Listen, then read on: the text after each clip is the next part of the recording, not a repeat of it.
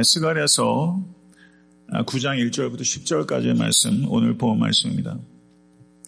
스가랴서 9장 1절에서부터 10절까지의 말씀입니다. 교독하겠습니다. 제가 먼저 읽겠습니다. 여호와의 말씀이 하드락 땅에 내리며 다메섹에 머물리니 사람들과 이스라엘 모든 지파의 눈이 여호와를 우러러 봄이니라. 그 접경한 하맛에도 임하겠고 두로와 시돈에도 임하리니 그들이 매우 지혜로움이니라. 두로는 자기를 위하여 요새를 건축하며 은을 티끌같이 금을 거리에 진흙같이 쌓았도다.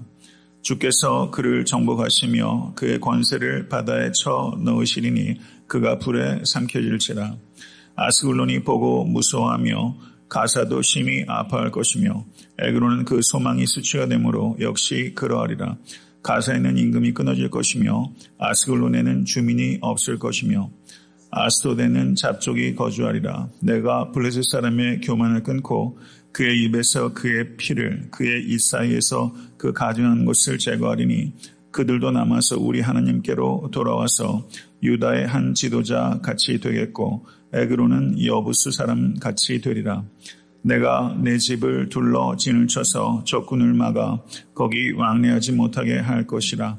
포악한 자가 다시는 그 지경으로 지나가지 못하리니 이는 내가 눈으로 친히 봄이니라. 시온에 따라 크게 기뻐할지어다. 예루살렘에 따라 즐거이 부를지어다. 보라, 내 왕이 내게 임하시나니 그는 공의로우시며 구원을 베푸시며 겸손하여서 나귀를 타시나니 나귀의 작은 것 곧 나귀 새끼니라. 내가 에브라임의 병거와 예루살렘의 말을 끊겠고 전쟁하는 활도 끊으리니 그가 이방 사람에게 화평을 전할 것이요 그의 통치는 바다에서 바다까지 이르고 유브라다 강에서 땅끝까지 이르리라. 아멘. 하나님의 말씀입니다. 스가랴서가 전체가 14장으로 구성되어 있는데 스가랴서는 전반부가 1장부터 8장까지고요. 후반부가 9장에서부터 14장까지 구성되어 있습니다. 이 전반부하고 이 후반부가 거기에 나오는 언어와 이미지가 너무나 다르기 때문에 어떤 학자들은 전반부와 후반부의 저자가 다르다 이렇게 주장하는 사람도 있고 또 어떤 사람들은 전반부는 스가랴가 그리고 후반부는 스가랴의 제자가 기록하지 않았을까 이렇게 주장하는 사람이 있을 정도로 매우 판이하게 다른 그런 언어와 이미지인 것은 분명합니다. 그러나 저는 개인적으로는 스가랴 자신이 이 후반부를 후대에 기록하여서 연결시킨 것이다. 저는 동일한 저자가 저작 연대가 그만큼 판이하게 다르기 때문에 언어와 이미지에 있어서도 자연스럽게 차이가 발생한 것이다. 제 개인적으로 그렇게 생각합니다. 전반부는 이 스가랴의 생존 당시를 언급하고 있다면 후반부는 주로 스가랴가 미래의 일에 대해서 예언하고 있습니다.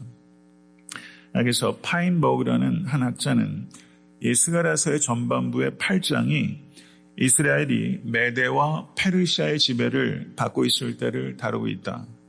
그리고 9장과 10장은 헬라의 지배를 받고 있을 때, 그리고 11장은 로마의 지배를 받고 있을 때, 그리고 12장과 14장은 역사의 마지막에 일어날 일들에 대해서 예언하고 있는 것이다. 이렇게 분석하고 있습니다. 특별히 스가랴서 12장부터 14장을 주의 깊게 살펴보시게 되면 거기에 그날에라는 종말론적인 어구가 굉장히 많이 반복되어 있는 것을 볼 수 있습니다. 성경이 그날에라는 표현에 저희가 주목해야 하는데요.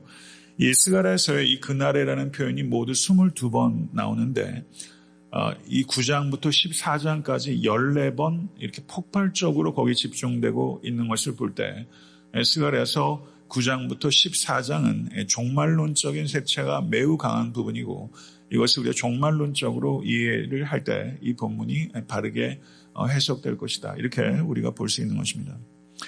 9장부터 14장의 전체적인 그 문맥의 흐름을 저희들이 살펴야 되는데요. 제가 항상 누차 강조하지만 성경을 바르게 해석할 때 가장 중요한 관건은 문맥 속에서 해석해야 한다는 것입니다. 그런데 9장부터 14장은 이 문맥을 깔끔하게 정리하기가 매우 어렵습니다. 그렇지만 전체적인 통일성이 없는가? 그렇진 않다는 것이죠. 깔끔하게 도식화하기 어렵지만 9장부터 14장 역시 전체적인 통일성 그 안에 있다. 그 안엔 분명히 대단히 모호하고 애매한 단어들과 어구들과 그리고 상징들이 많이 있어서 해석하기가 난해하기 때문에 정확한 의미를 파악하기는 어렵지만 중심적 의미를 파악하는 것은 가능하고 그리고 그것을 찾아내야 한다. 이렇게 이야기할 수 있다는 것입니다.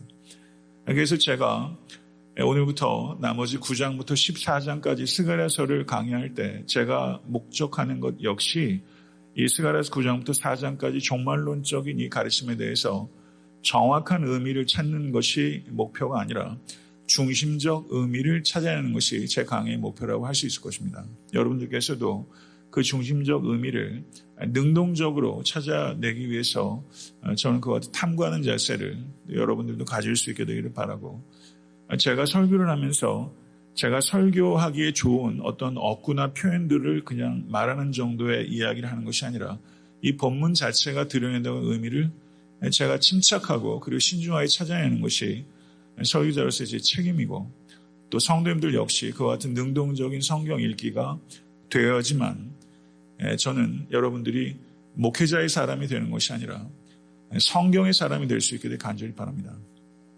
그래서 난해해도 정확한 의미를 찾기가 어려워도 중심적 의미를 찾을 수 있습니다. 이거는 개인적인 다독과 정독과 그리고 만독을 겸하면 분명히 중심적 의미를 찾아낼 수 있고, 그래서 여러분과 제가 그런 노력들을 더 진지하게 할 수 있게 되기를 바랍니다. 9장부터 14장이 이 스가랴서의 후반부라고 말씀을 드렸는데, 이 9장부터 14장 역시 두 부분으로 나누십니다. 9장에서 11장까지가 뒤에 후반부의 또 앞부분이라면 12장부터 14장이 이 후반부의 뒷부분이다, 이렇게 말할 수 있는데요. 거기에는 분명히 그와 같은 근거가 있습니다. 그리고 9장부터 11장까지가 첫 번째 신탁인데, 여기에서는 메시아의 초림과 거절당하심이 기록되어 있다면 12장부터 14장은 메시아의 재림과 받아들여짐이 예언되고 있다, 이렇게 볼 수 있다는 것입니다. 오늘 본 말씀 9장 1절에서부터 10절까지의 내용은 9장 1절부터 8절을 보게 되면 이스라엘의 오랜 대적들 세 나라가 언급되고 있고, 그 나라들에게 임할 심판이 언급되어 있습니다. 그리고 대조적으로 하나님의 백성에 대한 보호와 축복이 기록되어 있는 부분이다, 이렇게 볼 수 있습니다. 이스라엘에는 역사적으로 수많은 대적들이 있었습니다. 그런데 오늘 본문에는 이스라엘의 북동쪽에 있는 아람과 그리고 북쪽의 페니키아 그리고 서쪽의 블레셋에 임하는 하나님의 심판이 기록되어 있습니다. 그리고 많은 복음주의 학자들이 이 아람과 페니키아와 블레셋에 임하는 이 심판들이 역사적으로 어떻게 성취되었는가 했을 때 주전 4세기에 여러분들 잘 아시는 알렉산더 대왕을 통해서 이 세 나라에 하나님의 심판이 임했다, 이렇게 역사적으로 해석하는 사람들이 많이 있고, 저는 그것이 상당히 근거를 가지고 있다, 이렇게 봅니다. 세 나라에 임할 심판이 어떻게 예언이 되어 있는지 우리가 살펴보기 전에 1절 후반절을 한번 보시기 바랍니다. 1절 후반절. 사람들과 이스라엘 모든 지파의 눈이 여호와를 우러러 봄이니라, 이렇게 언급하고 있습니다. 이 구절에 그 히브리어가 해석하기에 상당히 난해합니다. 그리고 이 세 나라들에 대한 심판이 저는 알렉산더 대왕을 통해서 임한 그 알렉산더의 정복이라고 제가 역사적 사건과 연결시켰는데요. 이 세 나라에 임한 이 심판이 역사적으로 어떤 사건을 정확하게 의미하는지에 대해서는 상당히 분명하게 말하기 어려운 애매함이 있습니다. 근데 저는 알렉산더 대왕의 정복과 연관되는 것으로 그렇게 해석을 하겠다고 말씀을 드렸습니다. 그렇다면 1절 후반절의 말씀을 다시 한번 보시죠. 사람들과 이스라엘 모든 지파의 눈이 여호와를 우러러봅니다. 세상 사람들의 눈은 알렉산더의 정복이라는 표면적인 역사를 바라보고 있지만 이스라엘 백성들, 하나님의 사람들은 이면에 여호와의 심판과 구원을 우러러봅니다. 이렇게 말할 수 있는 것이죠. 여러분과 저의 눈은 무엇을 바라보고 있습니까? 표면적인 역사를 바라보고 있는가? 아니면 그 이면적인 역사를 바라보고 있는가? 하나님의 심판과 구원이라는 이면적인 역사를 바라보는 그런 눈을 여러분과 제가 가질 수 있게 되길 바랍니다. 지금 우리는 특별히 남한과 북한 그리고 북미의 여러 가지 시대적 격변 그리고 나라의 결정적인 전환점을 맞고 있는데 이와 같은 일들을 해석하고 바라볼 때도 저희들이 세상 사람들의 눈으로 볼 것인가 아니면 역사 이면에서 운행하고 계시는 하나님의 섭리를 바라볼 것인가. 이게 코에 걸면 코걸이, 귀에 걸면 귀걸이식으로 자의적으로 해석하는 것이 아니라 그 이면의 역사의 주인은 하나님이신 줄로 믿습니다. 우리가 그것을 바라보고 하나님의 관점에서 개인사와 그리고 나라의 민족의 역사와 그리고 우주와 인간 역사 전체를 바라볼 수 있는 그런 겸손함과 그리고 견고함을 여러분과 제가 가질 수 있게 되기를 간절히 바랍니다. 여기에서 1절과 2절을 보게 되면 거기에 하드락이라는 도시가 언급되고 있고 다메섹은 주전 10세기에서부터 8세기까지 아람의 수도입니다. 그리고 하맛 역시 다메섹 인근의 요새 도시로서 아람의 새 도시들을 언급하고 있고 그 다음에 2절 중반절 이하를 보시게 되면 두로와 시돈에 대한 언급이 있는데 복음서에서 특별히 이 두로와 시돈이 언급이 많이 되고 있습니다. 페니키아의 항구 도시들입니다. 그래서 이스라엘 북쪽에 있는 지중해 연안들의 대표적인 도시고 이 두로와 시돈은 성경에 이렇게 서로 짝을 지어서 많이 등장합니다. 해상 무역이 굉장히 활발했고 그 도시가 가지고 있는 축척한 부가 대단했습니다. 그래서 이 두로와 시돈은 스스로 지혜롭다고 이야기를 했고 그래서 3절은 특별히 두로에 가공할 만한 방어와 부를 묘사하고 있는데요. 3절 말씀을 한번 보시기 바랍니다. 두로는 자기를 위하여 요새를 건축하며 은을 티끌같이 금을 거리에 진흙같이 쌓았도다 라고 말하면서 얼마나 두로가 막강하고 그리고 풍요로웠는가 하는 것을 이렇게 묘사하고 있습니다. 그런데 4절을 보시게 되면 거기에 이렇게 언급하고 있습니다.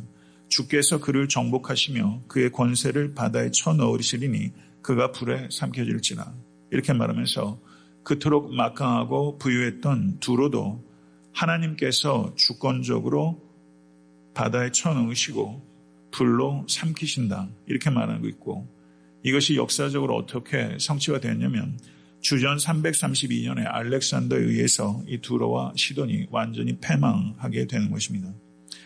에스겔서 26장 4절을 보셔도 그들이 두로의 성벽을 무너뜨리며 그 망대를 헐 것이요 나도 티끌을 그 위에서 쓸어버려 맨 바위가 되게 하며 라고 말하면서 두로의 멸망에 대해서 에스겔도 언급하고 있습니다.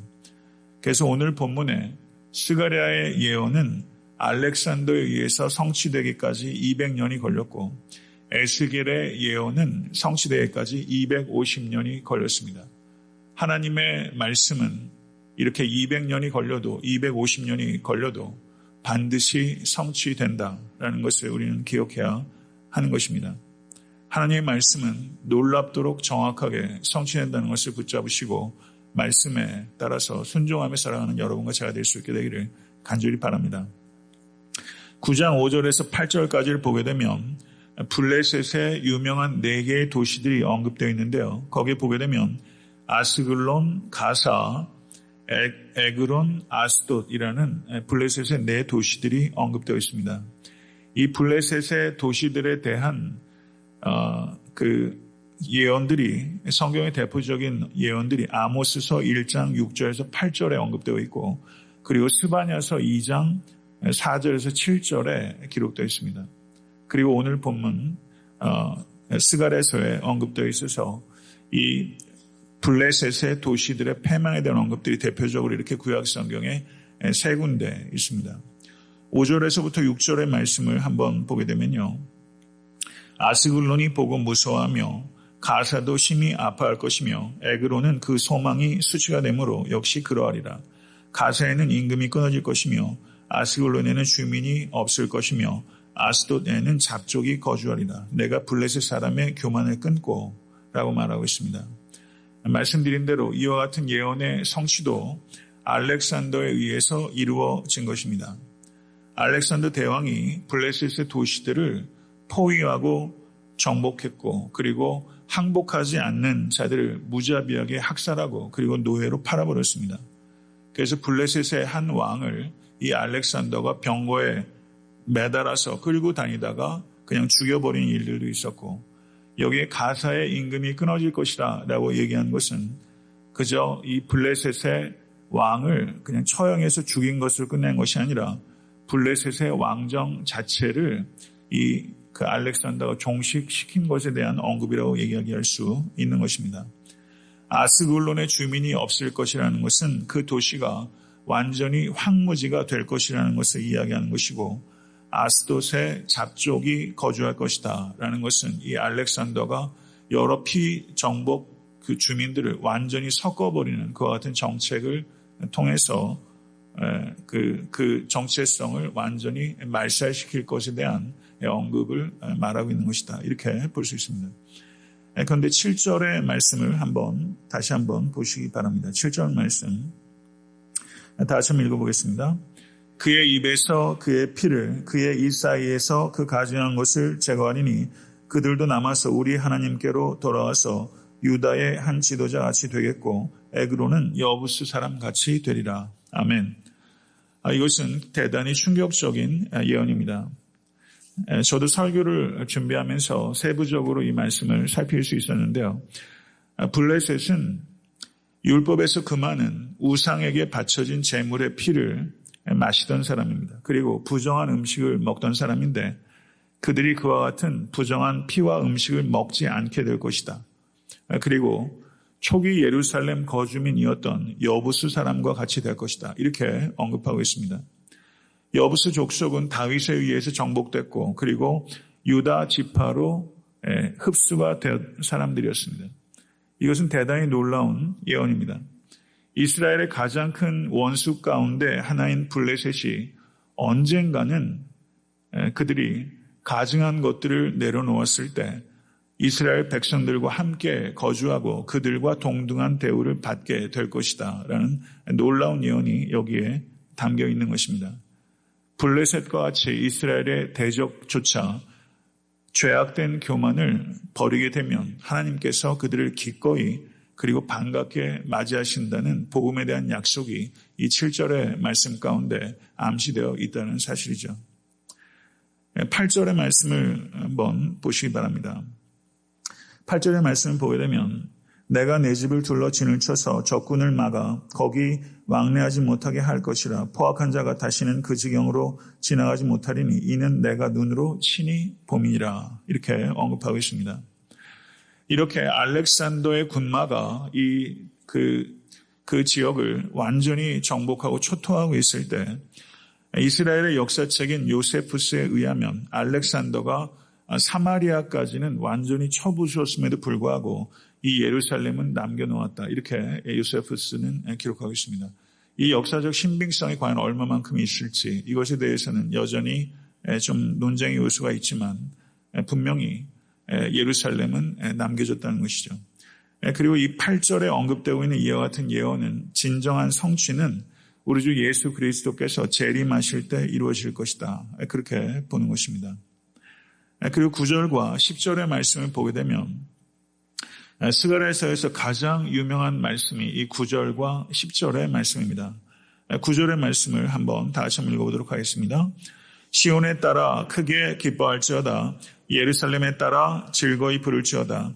보라 내 왕이 내게 임하시나니 그는 공의로우시며 구원을 베푸시며 겸손하여서 나귀를 타시나니 나귀의 작은 것 곧 나귀 새끼니라. 아멘.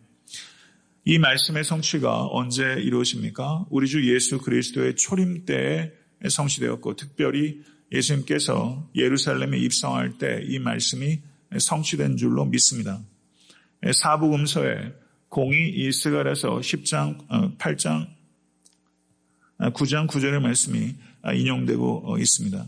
그리고 10절의 말씀을 보게 되면 내가 에브라임의 병거와 예루살렘의 말을 끊겠고 전쟁하는 활도 끊으리니 그가 이방 사람에게 화평을 전할 것이요 그의 통치는 바다에서 바다까지 이르고 유브라데 강에서 땅끝까지 이르리라. 이렇게 언급하고 있습니다. 이것은 메시아의 재림 때 성취될 약속을 언급하고 있는 것입니다. 9절의 말씀은 예수님의 초림 때에 성취된 예언의 말씀이고 이 10절의 말씀은 예수께서 재림하실 때 이루어질 완벽한 통치를 예언하고 있는 말씀이다. 이렇게 볼 수 있는 것이죠. 불과 한 절 차이에 두고서 초림 때 이루어질 예언의 말씀, 재림 때 이루어질 예언의 말씀이 언급되고 있는 것입니다. 나귀는 고대 사회에서는 비천한 짐승이 아니었습니다. 알렉산더는 흰 군마를 타고 예루살렘에 들어왔습니다. 그렇지만 만왕의 왕이신 우리 주 예수 그리스도께서는 나귀를 타고 예루살렘에 입성하셨습니다. 이 알렉산더라는 세상의 왕과 예수라는 만왕의 왕은 예루살렘에 들어갈 때 전혀 다른 짐승을 타고 들어왔던 것입니다. 그래서 영국의 케임브리지 대학에 마르나 후커라는 그 여성 신약학자가 있는데 이 여성 신약학자는 어떻게 표현했냐면 예수님께서 나귀를 타고 예루살렘에 입성한 것은 예수님이 어떤 왕이신지를 나타내는 비언어적 선포다 이렇게 표현했어요. 비언어적 선포다. 예수께서 타신 이 나귀는 예수님의 왕대심의 정체성을 드러내는 비언어적 선포다 이렇게 표현했는데요. 저는 매우 간결하고 명확한 이해라고 생각합니다. 나귀를 타는 왕을 유대인들은 싫어했습니다. 그리고 배격했습니다. 나귀를 타는 왕은 정복하는 왕이 아니라 겸손과 평화의 왕이기 때문입니다. 그 왕이 예수 그리스도셨습니다. 그런데 10절을 보게 되면 이 왕께서 이 땅에 재림하실 때는 병거와 말을 끊음으로 전쟁을 종식시키고 세상에 참된 평화를 가져다 줄 것이다 라고 말하고 있습니다. 사랑하는 성도 여러분, 세상에서 평화를 이야기하는 사람들이 많이 있습니다. 오죽하면 트럼프 같은 사람이 노벨 평화상을 이야기하겠어요. 우리가 이야기하는 평화가 얼마나 저속한 수준에 있는지를 우리가 알 수 있는 것이죠. 세상 사람들이 어떤 조약이나 협약을 통해서 어떤 피상적이고 그리고 단기적인 어떤 평화를 만들 수 있을지 모르겠지만 진정하고 항구적인 평화는 우리 주 예수 그리스도께서 이 땅에 시작하셨고 그리고 평화는 우리 주 예수 그리스도께서 이 땅에 다시 오실 때 완성되는 줄로 믿습니다. 모쪼록 부활의 주님께서 평안이 너에게 있을지어다 라고 선포하심으로 부활의 주님 이후로 이 세상에는 전혀 다른 차원의 평화가 임했다는 것을 예수께서 분명하게 언급하셨습니다. 오늘 이 아침에도 여러분과 저의 심령 가운데 부활의 주님께서 가져오시고 그리고 재림의 주님께서 완성시키실 그 샬롬의 평안이 항구적이고 영원한 평안이 여러분과 저의 영혼 가운데 임할 수 있게 되기를 간절히 바랍니다. 바다에서 바다까지 그리고 유브라데 강에서 땅끝까지라는 것은 예수님의 통치는 우주적인 통치가 될 것이라는 것을 선언하는 것입니다. 알렉산더는 전 세계에서 결코 적지 않은 지역을 군마로 정복했지만 그것은 매우 국부적인 통치였습니다. 그렇지만 우리 주 예수 그리스도께서는 전 세계를 다스리시고 전 우주를 다스리시고 그리고 역사 전체를 다스리시는 진정한 왕이시라는 것을 이 10절은 선포하고 있는 것입니다. 끝으로 에베소서 1장 10절의 말씀을 이야기하고 설교를 맺고자 합니다. 에베소서 1장 10절에는 이렇게 언급하고 있습니다. 하늘에 있는 것이나 땅에 있는 것이 다 그리스도 안에서 통일되게 하려 하심이라. 아멘. 예수 그리스도의 통치에 대해서 언급하고 있는 미래적인 축복입니다. 인간의 역사와 우주의 역사는 무의미한 것도 아니고 무목적한 것도 아닙니다. 하나님의 영광을 향해서 전진하고 있는 것을 부디 확신하실 수 있게 되길 간절히 바랍니다. 하나님께서 우주의 창조자시요 인도자시요 완성자이십니다. 이것을 진실로 믿으십니까?